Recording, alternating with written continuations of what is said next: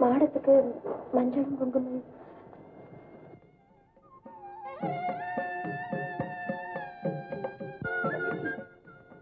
மஞ்சள் குங்குமம் மாடத்துக்கு மட்டும் இல்லம்மா, உன்னையும் மஞ்சள் குங்குமத்தோட மங்களமா பார்க்கணும்னு தான் இந்த பாஷாவுக்கு ஆசை.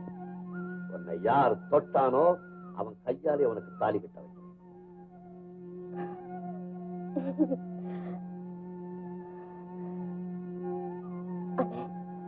நடக்காத பத்தி எல்லாம் நாம் ஏன் பேசணும்?